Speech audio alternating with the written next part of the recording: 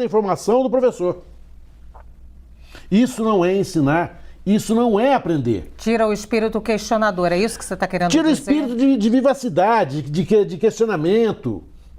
Nós temos, na verdade, perdão, nesse programa de extrema infelicidade da Escola Cívico-Militar, uma tentativa de trazer um convívio do militarismo com a sociedade. Não é possível.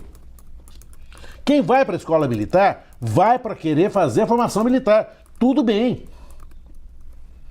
Tá certo. É um direito dele. Agora, a escola cívico-militar, com a devida vênia, me parece uma violência pedagógica sem tamanho. Sim. Os governos estaduais vão manter aqueles governos cujos governadores foram eleitos pelos partidos de direita. Santa Catarina é um exemplo bem veemente disso. Os outros vão manter?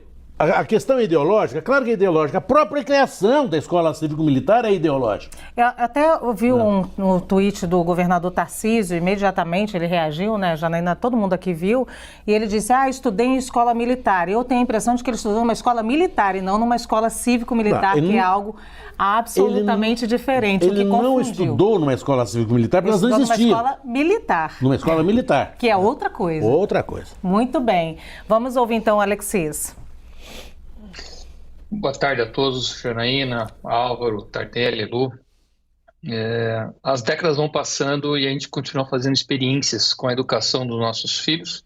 Os índices PISA continuam sofríveis e toda essa discussão que nós estamos tendo é de um amadorismo assim, impressionante.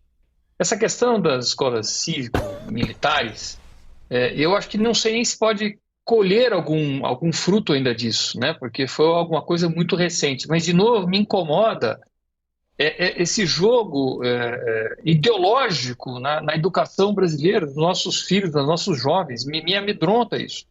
Existia um movimento atrás, a Janaína vai lembrar muito bem disso, da escola sem partido, se falava muito da escola sem partido. Eu pregava um pouco diferente, eu falava assim, a escola honesta. Sabe, se eu quero botar meu filho numa escola cívico-militar e eu quero esse tipo de formação para o meu filho, é onde eu vou colocar.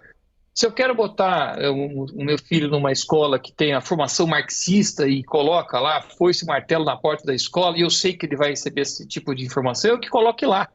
Agora, o que não dá é o que acontece, e acontece muito no Brasil, eu achando que estou botando meu filho numa escola neutra e meu filho está sendo doutrinado lá dentro, seja por X ou Y. Eu não sei qual que é a ideologia. Era isso que eu não queria. Agora, me lamento muito que a decisão do governo Lula seja ideológica, novamente. Ela não é técnica. Alguém mediu os resultados, de fato? E de novo, alguém está preocupado, de fato, da qualidade da formação dos jovens? Que a gente só fica nessas discussões intermináveis e parece que fazendo experiências e patinando na educação daquilo que, para mim, é estratégico para o país. Eu acho essa discussão toda lamentável. Muito bom, vamos ouvir o Álvaro. Álvaro. Bom, boa tarde então a todas e a todos, Lu, Janaína, Alexis, meu querido amigo Tardelli. Bom, eu acho que aqui foram apontadas questões importantes, então a mim resta apontar alguns dados, né? Primeiro, os defensores da escola sem partido colocaram na sua política partidária a criação de uma escola cívico-militar. Ela foi criada, ela foi implementada a um custo de 64 milhões por ano. Para se ter uma dimensão, esse número é muito mais alto do que se gasta na maioria de escolas não cívico-militares.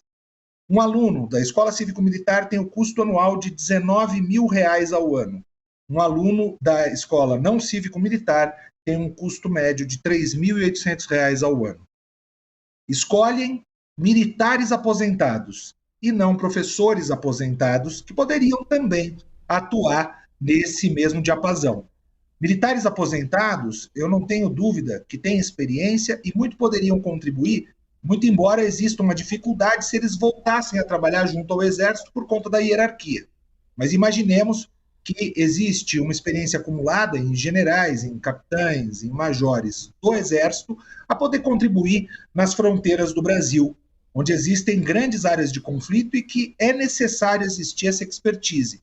Portanto, não me parece adequado com esses dados. Esses dados revelam isso. Aqueles que defendiam a escola sem partido, que pediam escola cívico-militar e que, portanto, buscavam, de alguma maneira, ideologizar a escola, é impossível o ensino neutro, a neutralidade é uma tomada de posição. Por quê? Porque quando você se diz neutro, você está com a maioria. Hoje, nós, declarando-se neutros, seríamos o quê?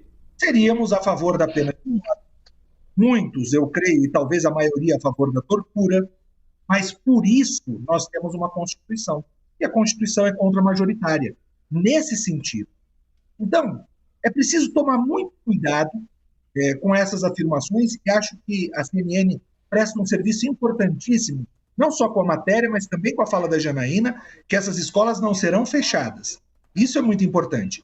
O governo fez uma métrica pedagógica, verificando não apenas resultados, mas também investimento.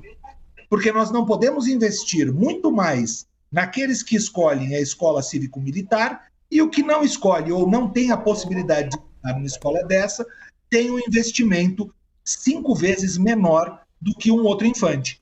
Então, dentro da lógica da proporcionalidade, não faz sentido se investir 5 vezes mais em alunos da escola cívico-militar.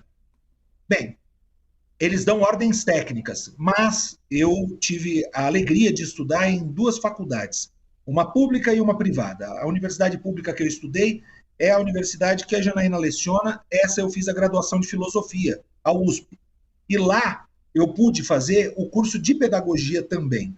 E dentro do curso de filosofia, quando se estuda pedagogia, existem vários elementos a serem analisados e me parece que o Ministério da Educação, que é capitaneado pelo ministro Camilo, tem noção quando faz as afirmações e apresenta dados técnicos para essa decisão.